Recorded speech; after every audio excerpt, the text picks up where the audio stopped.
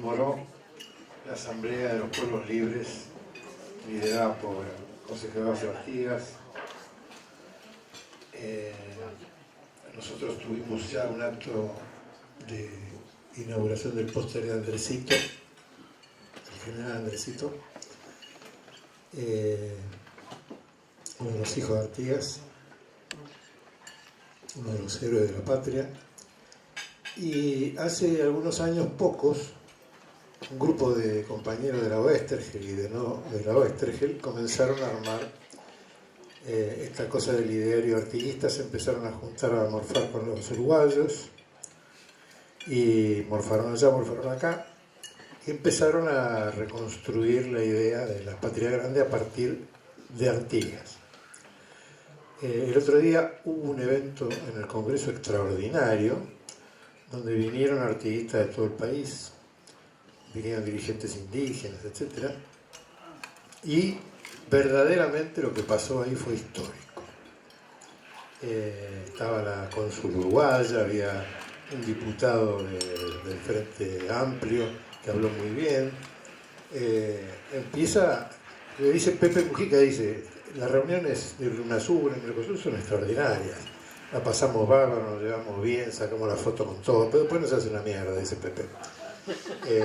Y bueno, ahora estamos en esta etapa de la construcción del Parlasur, eligiendo los diputados, que los mandamos a Rossi, mandamos a Tayana, mandamos a Nilda Garré, a Mariotto, es decir, estamos mandando como munición gruesa para la construcción de la patria grande en serio. Y esta tarea que han hecho los compañeros del liderio artiguista verdaderamente es una acción cívica paralela, ciudadana, de compañeros peronistas y no peronistas hacia la hermandad efectiva con los compañeros de Uruguay. Hoy vamos a aprovechar esta reunión para decir dos o tres cosas, ya que tenemos gente tan importante, para hablar del tema. Mario Burco, un economista que se está yendo. Querido Mario, un honor haberte tenido esta noche con nosotros.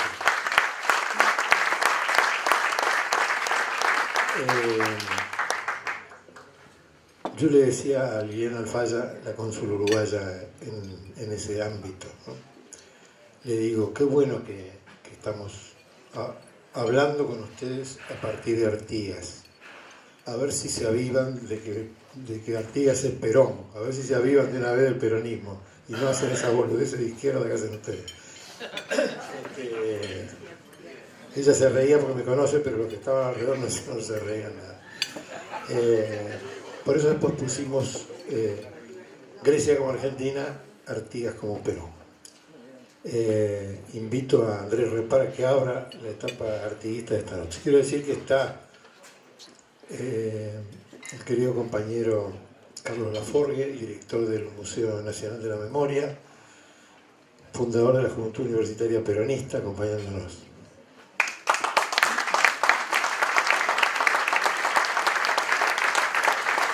Los periodistas Graciela Moreno, la revista 23, que estuvieron editando una nota sobre Elsa, que ha salido recién.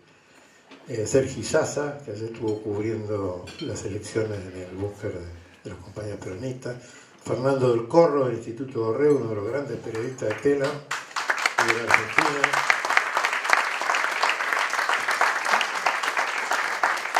Y bueno, hay mucha gente que no nombro, porque me voy olvidando. Uno solamente se olvida de lo que se acuerda, digamos.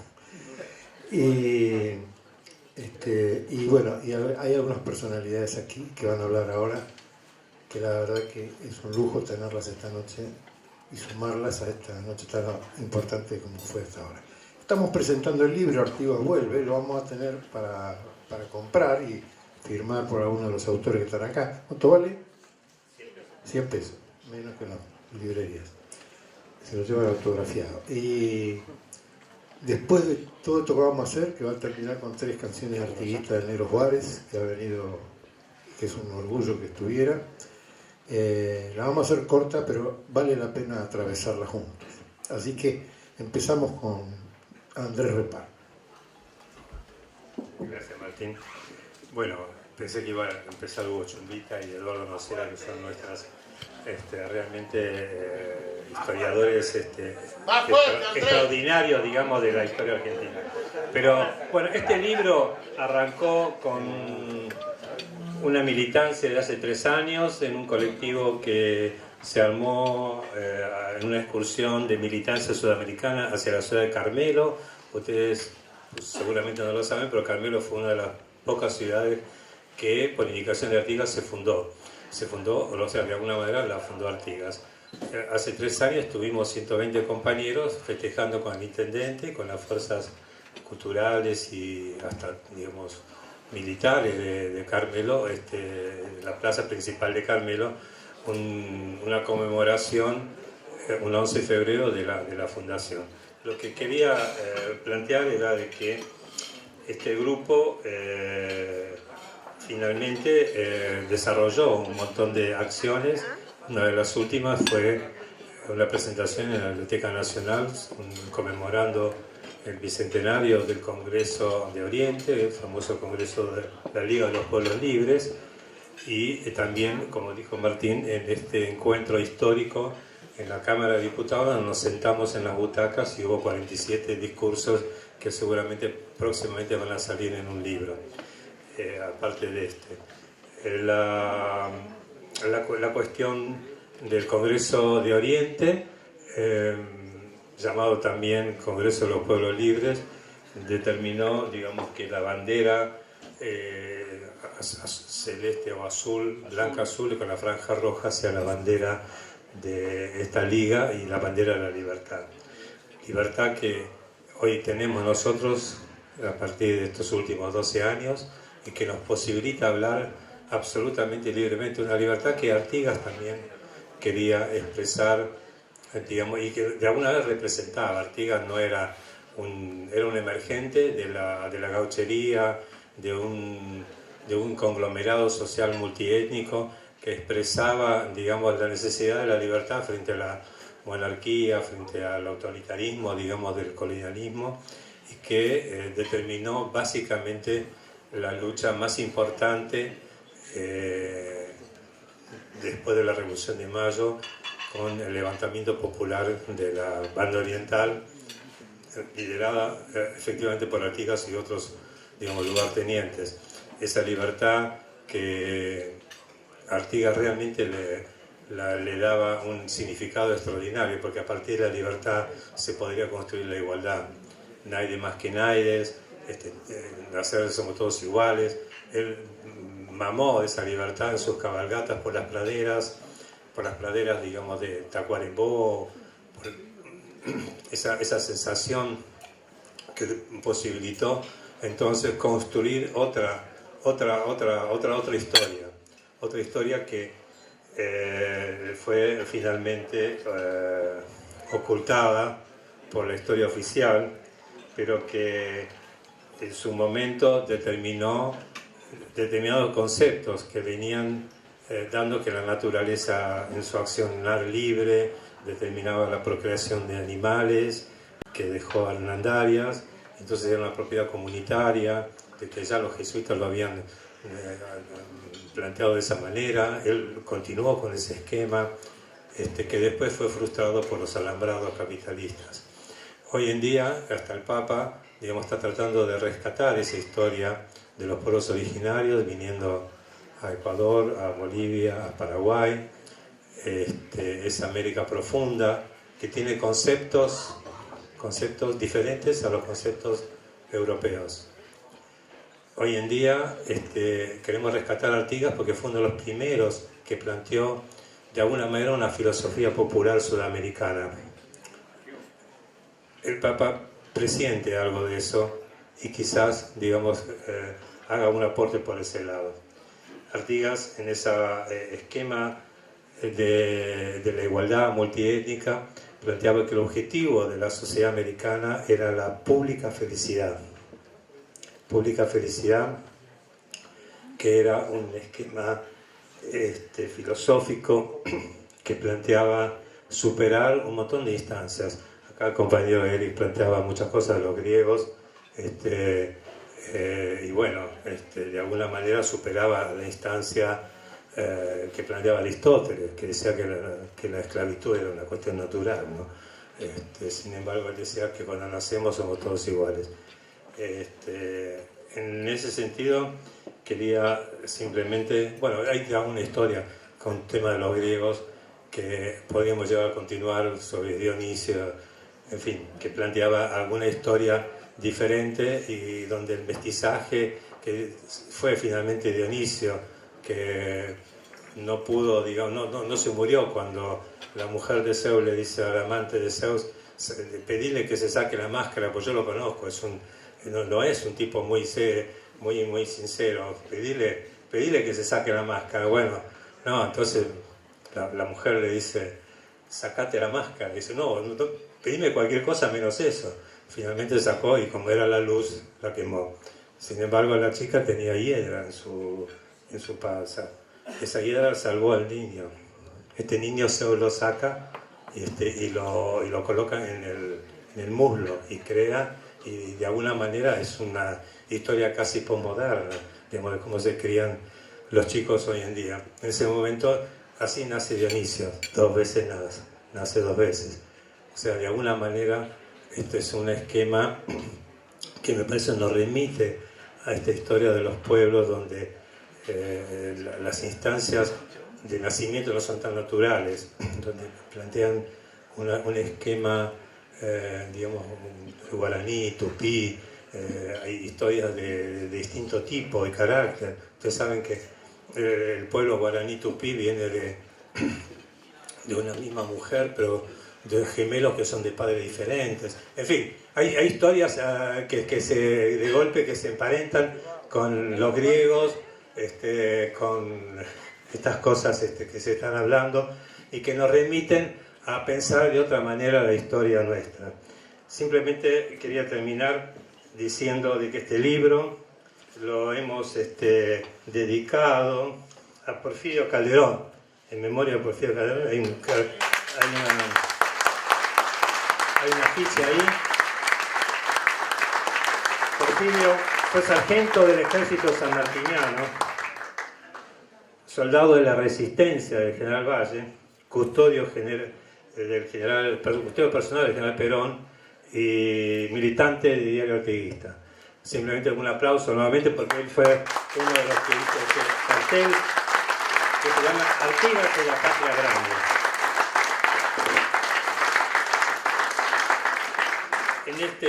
En este libro, que es producto, digamos, de conmemorar esta primera declaración de independencia, que espero que después Chumbita aclare más profundamente este concepto histórico, tiene un prólogo de Pacho O'Donnell, donde habla de la primera declaración de la independencia argentina, en el 29 de junio de 1815, que fue la declaración del proyecto federal.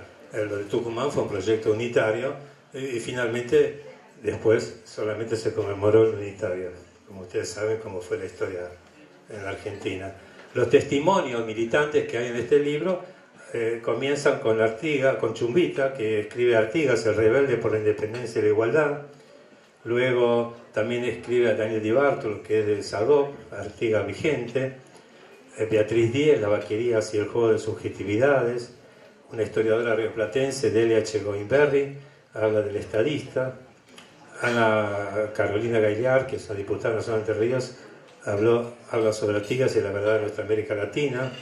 Ernesto Jaureche sobre la banda charrúa. Artigas de nuestra independencia, nuestro Eduardo Nocera, que está por editar un libro de 1200 páginas sobre quién es Artigas. El señor que resplandece, William Puente, un periodista uruguayo rioplatense. Un grito de patria grande, Jorge Rashid, que lamentablemente está en Loma de Zamora dando clase y no puede venir. Bueno, hay una reflexión político-filosófica del que habla, una historia sin Artigas de Francisco Senegaglia, la paradoja artiguista de Horacio González, que es un epílogo, y colaboraciones, digamos, de Nahuel Baridón, Bruno Capra, Negro Juárez, Villa del Prat, Daniel Carbón, que pido un aplauso para todos ellos. Gracias.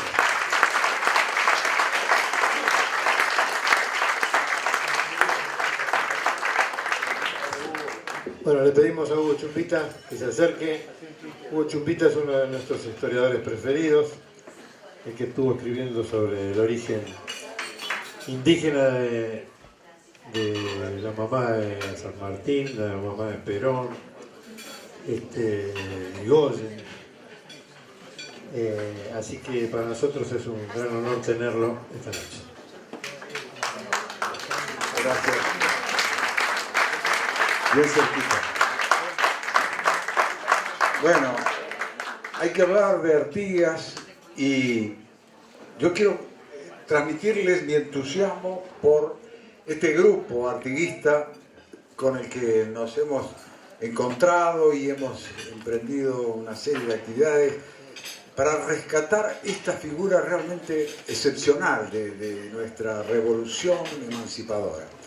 Quiero que pensemos en este concepto que es uno de los revolucionarios de la primera hora que tenemos que colocar a la par de Belgrano, San Martín, Moreno, Castelli, los primeros patriotas que en el caso de él incluso es el hombre que inicia la guerra de la independencia, la guerra, la lucha en la insurrección de la banda oriental, es el pionero de esa serie tremenda de batallas que va a durar más de una década, pero que empiezan allí, en la banda oriental, que por supuesto es el mismo territorio de las Provincias Unidas, ¿no es cierto? Que debemos acostumbrarnos a pensar como parte de esta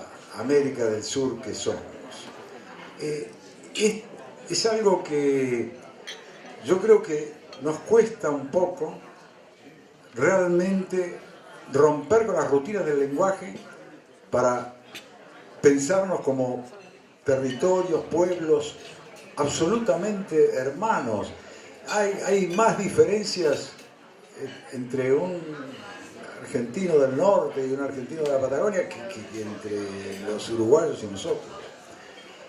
Y sin embargo, Artigas, la oligarquía liberal se lo regaló a los uruguayos y lo sepultó. Lo ignoró durante más de un siglo, hasta que yo creo que, bueno, por supuesto, su rescate empieza con los revisionistas, con Pepe Rosa, con Alain Lascano, con los que escriben incluso esa hermosa metáfora, ¿no?, de rescatar a Artigas como héroe argentino. Y Artigas es además un revolucionario hasta el fondo, un revolucionario consecuente hasta el final de sus días, que es republicano, que es un demócrata, en el sentido no superficial o superestructural del concepto que nos venden a veces como la democracia, ¿no?, de las instituciones. Es un demócrata porque él mueve a su pueblo a ejercer la democracia directa. Cuando atacan y arrasan la banda oriental y tienen que recuperarse de esas terribles oleadas de los imperios portugués y español unidos contra los orientales, empieza la recuperación de la tierra. Y empieza, aún antes del reglamento de tierra de 1815, los hombres de Artigas ocupan las estancias de los malos europeos y peores americanos, como les decía, para entregarlas a los que las necesitan y quieren trabajar la tierra. Artigas es el hombre de la gran transformación agraria del campo, hecha con las armas en la mano, institucionalizada después como un reglamento para quedar, para perdurar en el tiempo, anulada después por los que deshicieron la obra de Artigas, aunque no totalmente. Y es además un hombre solidario, no solo de palabra con los pueblos indígenas, con los charrúas, con los minuanes, con los guaraníes, sino que pelea al lado de ellos, los incorpora a sus tropas y les manda a sus lugartenientes tratarlos como iguales, porque dicen no deben ser discriminados por el hecho de ser indianos. En ese hermoso lenguaje de las cartas de Artigas que vale la pena leer y que son lecciones verdaderas de ese fervor y esa lucidez que tiene este hombre para percibir los problemas sociales, políticos, económicos de su tiempo. Dictó un reglamento proteccionista para la banda oriental, cosa que no se suele enseñar incluso en los manuales. Esa concepción del proteccionismo como una defensa de la producción autóctona está presente en el reglamento de comercio que Artigas suscribe. Es un hombre que tiene ideas políticas muy firmes con respecto al federalismo, una idea muy clara de que la independencia de las regiones, como ellos le llaman, ¿no es cierto?, que no se contradice con la unidad de la Confederación. Pero la independencia de las regiones debe ser una independencia de todo poder extranjero y también debe ser una independencia relativa o respectiva, como él pone en alguna carta, de Buenos Aires, que es una forma de decirles a los porteños, bueno, ustedes tampoco van a poder sustituir el dominio colonial de los españoles o de los portugueses. Ustedes tampoco pueden ocupar ese lugar, porque todas las regiones y todas las personas y todos los pueblos a partir de ahora exigen la igualdad, todos en pie de igualdad. Estas son palabras más o menos textuales de esos mensajes de Artigas. Bueno, este personaje extraordinario, allí en Concepción del Uruguay o Arroyo de la China, hace 200 años y unos días, juró la independencia. Esto es palabra que él recuerda, palabras que él escribe a Pueyrredón. Nosotros ya juramos nuestra independencia antes del Congreso de Tucumán. Y no se trata, creo yo, de hacer una competencia de que se adelantaron o de que el Congreso de los Pueblos Libres era más o menos representativo que el Congreso de Tucumán.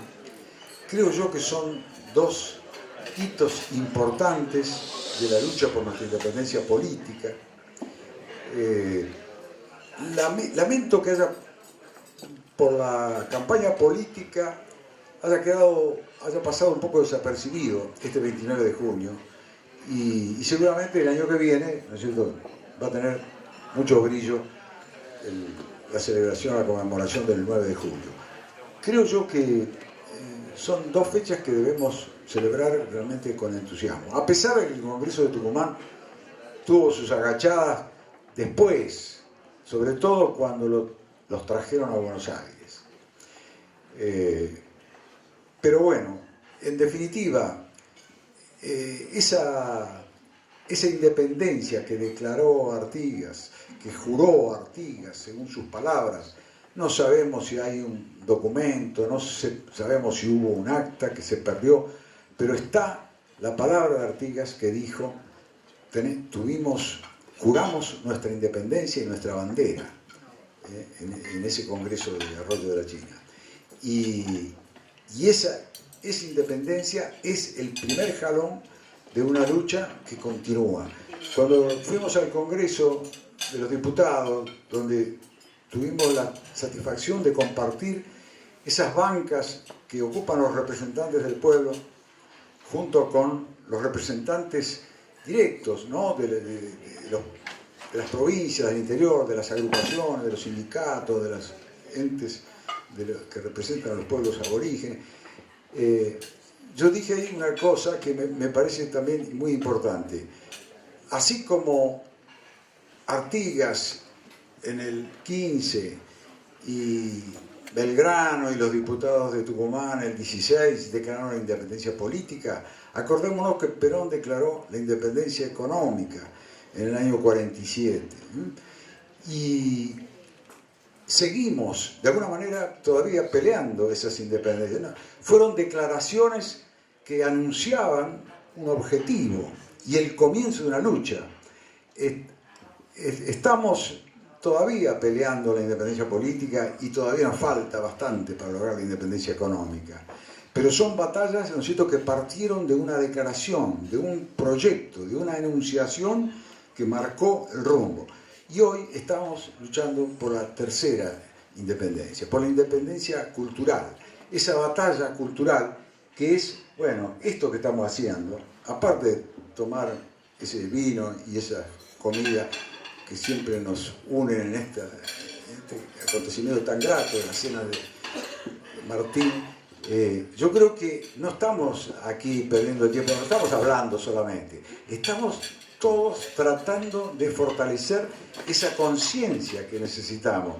Y esa es la batalla cultural, esa es la declaración de nuestra independencia intelectual y cultural. Así que, bueno, no sé si hará falta un papel, una reunión, una declaración solemne, pero yo creo que el otro día en el Congreso quedó claro, ¿no?, que estamos dando esa batalla. Nada más, compañero. Gracias.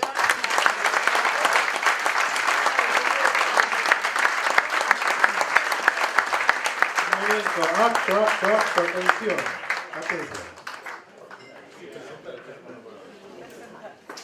Bueno, con el compañero Chumbita, con quien hemos militado 2-3 años juntos. Apenas 60, 70.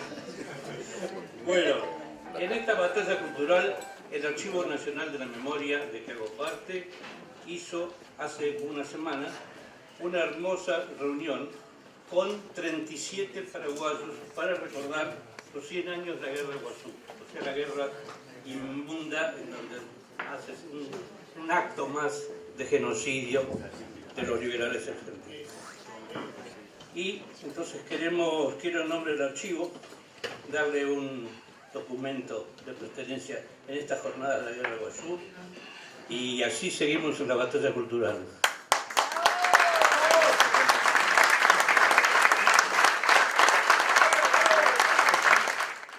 Ni pensamos. Eduardo Nocera. Querido compañero. Buenas noches, compañeros y compatriotas. Bueno, voy a ser breve, así no los abrumamos con Artigas y la reivindicación que estamos haciendo estos últimos años. Muy bien, Andrés Repari, Hugo Chumbita, que me precedieron, hicieron una especie de sinopsis del ideario artiguista y de su ciclo político 1811-1820. Algunas cuestiones pueden ser fundamentales como para que nos sirvan para la militancia también peronista y artiguista. Generalmente hablamos de independencia, como bien lo hacía Chumbita, y utilizamos la palabra federación o confederación, que no son lo mismo, para establecer, ¿no?, en un sentido pragmático cuál es, en definitiva, la diferencia que marcó el artiguismo del centralismo, del unitarismo, del directorio y de esa batalla que tuvo que librar Artigas contra las fuerzas porteño-bonaerenses. Hay algo, me parece, que es sintético y fundamental para tener en cuenta: el tema de la unión en Artigas. ¿Por qué Artigas es unionista? Esto se ve evidenciado en la mayoría de los documentos del ciclo político de Artigas, y uno puede hacer memoria incluso de los comienzos de la gesta artiguista. Si uno piensa que Artigas, desde muy temprana edad, a los 14 años, ya se va al lejano norte, es decir, atraviesa esa cicatriz que es el Río Negro en la República Oriental de Uruguay, en ese momento Banda Oriental, y se pierde en esas tolderías junto a charrúas, minuanes, guenoas y por supuesto guaraníes y afrodescendientes y esclavos fugados del Imperio de Portugal y también europeos perseguidos por la justicia del Imperio Español. En ese hábitat, Artigas, que se va a convertir en un líder carismático, en un vaquiano, en un arriero y también en un bandolero social y también en un contrabandista, lo que hace es unir. Hay un Artigas que emerge como sinónimo de la unión de esos desclasados, de esos hombres que han sido perseguidos perseguidos, que han sido mutilados, que han sido ninguneados. Y ese certificado unionista que tiene Artigas pareciese ser que lo conserva en todo su ciclo político vital.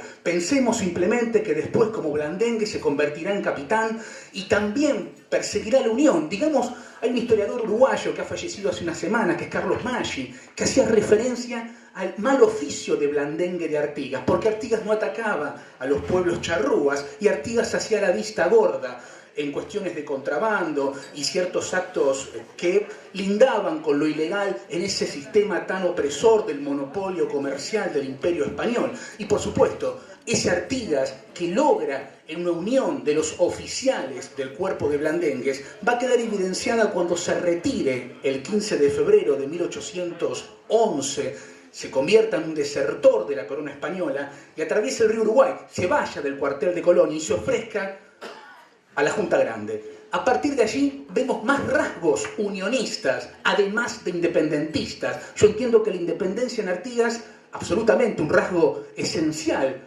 en toda su trayectoria, está acompañado necesariamente de la unión. Quiere la independencia, pero que esa independencia no elimine la posibilidad definitiva de mancomunar, de confederar a los pueblos. Entiendo yo que esa es una herencia hispana, ¿no? El respeto supremo de Artigas por el cabildo. Y decíamos que se hacía teniente coronel a partir de la batalla de las Piedras. Y Artigas es un hombre de Mayo, es un soldado entonces de la guerra de la emancipación. Eso es unión entre la banda oriental y unión entre las provincias que empiezan a estar conducidas por esos hombres que en mayo inician la guerra de la independencia. Artigas en las Piedras, una batalla absolutamente necesaria. Artigas realizando el sitio a la ciudad de Montevideo. Artigas ninguneado, expulsado, insultado, injuriado por Buenos Aires. Se retira el éxodo oriental, la redota, el ayuí, los malos entendidos con Zarratea, la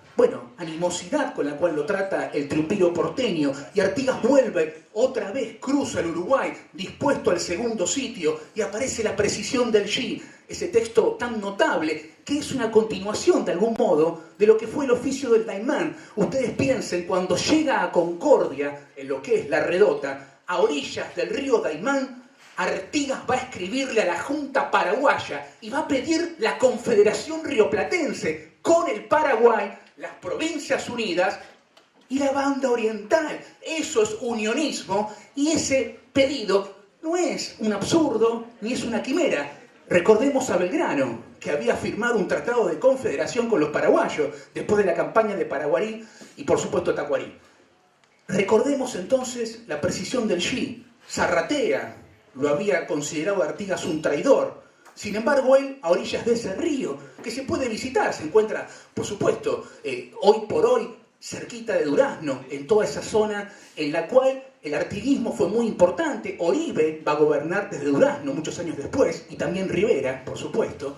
Allí, en la precisión del G, Artigas denuncia a la conducción proto-oligárquica de la Revolución de Mayo a partir de la presencia de algunos hombres más cercanos al bloque mercantil portuario que a las ideas de la causa común de liberación americana. Pero Artigas sostiene que enfrenta a esa conducción, pero se mantiene firme en la esperanza de sumar al pueblo de Buenos Aires a la revolución igualitarista, a la revolución social, a la revolución inclusiva, a la revolución de la justicia social que todos aspiramos.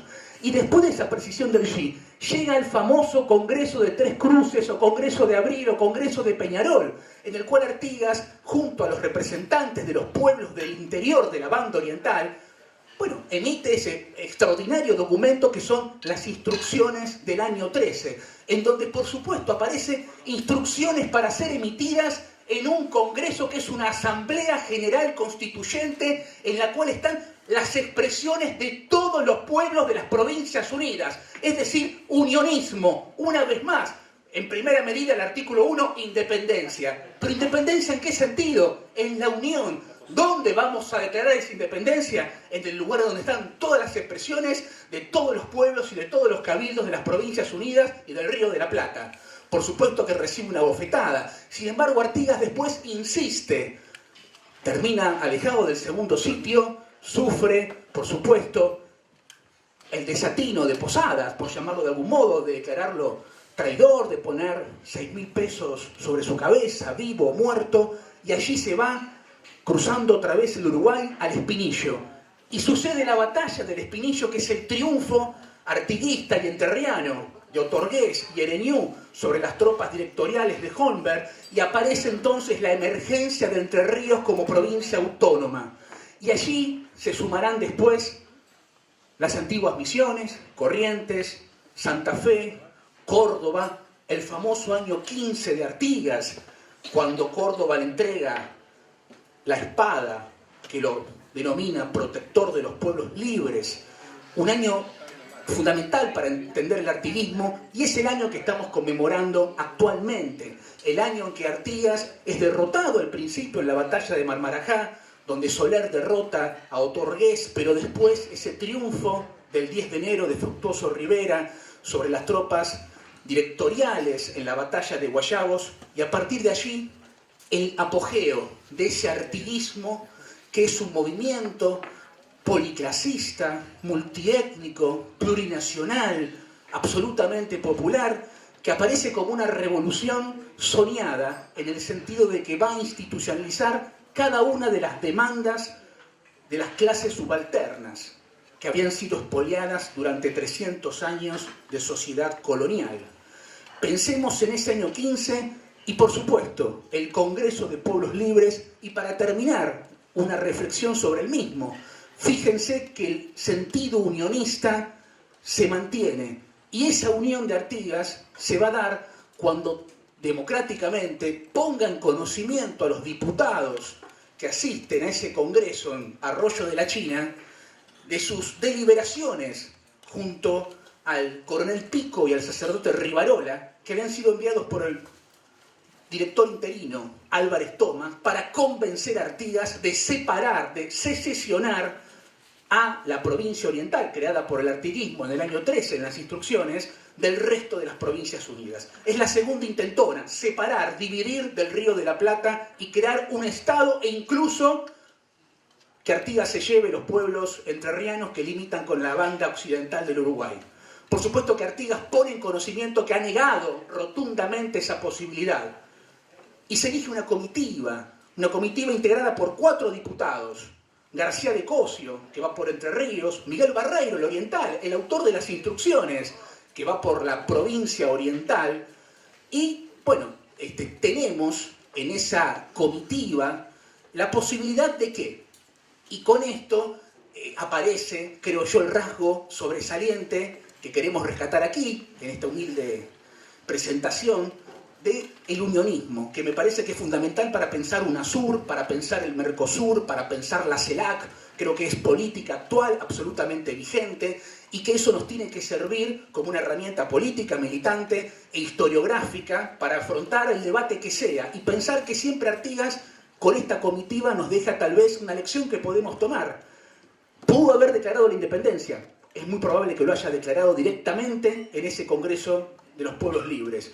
Sin embargo, la comitiva tiene una función: manifestarse ante Buenos Aires y dar a conocer lo conversado en el Congreso de los Pueblos Libres. ¿Qué se ha conversado allí? Bueno, según las actas y los documentos que tenemos al alcance, la idea de la soberanía particular de los pueblos. Esto es, sabemos que grandes patriotas de la Revolución de Mayo han hablado de soberanía popular y que han hecho de la libertad individual también un dogma. Sin embargo, Artigas, como bien han dicho el maestro Chumbita y el compañero Repar, habla de igualdad de individuos, pero también de igualdad de regiones. Esta es la gran novedad. Esta es la fórmula que permite la orquestación de un sistema igualitario, en el cual no solo lo discursivo sirve como estrategia para persuadir, sino, además, lo pragmático, lo práctico, los puertos. Artigas puede ofrecer puertos alternativos a Buenos Aires. ¿Cuáles son esos puertos? Montevideo,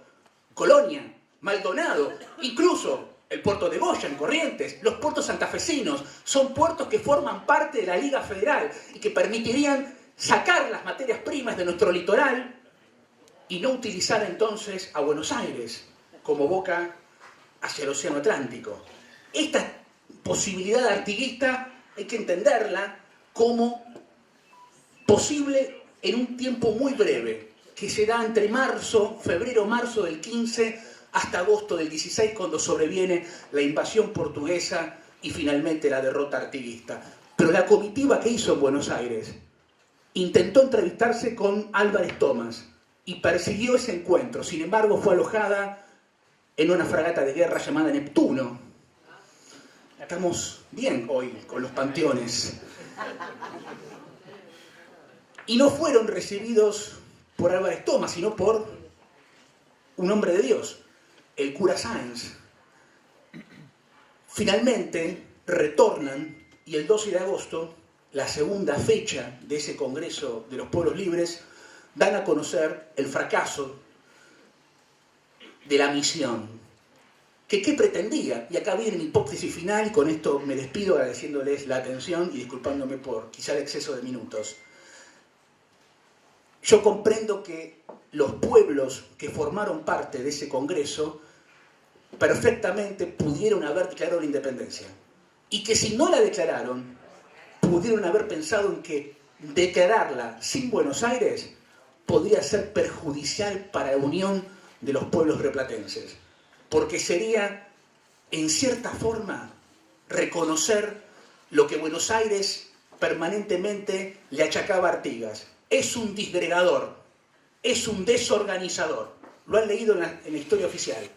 Entonces comprendo, desde un punto de vista de lecturas y de interpretación, que tal vez, de no haber declarado la independencia, como tal vez sí la declaró, pudo haber preferido, elegido el último de los grandes esfuerzos, someterse una vez más, democráticamente, en una asamblea con una comitiva especial elegida por los pueblos, a un último encuentro, diálogo con Buenos Aires, para que Buenos Aires entienda y acepte la voluntad de las provincias y entienda y acepte que el federalismo es el respeto por el otro. Y si la patria es el otro, somos federales, porque federal es ser el otro. Gracias, compañeros.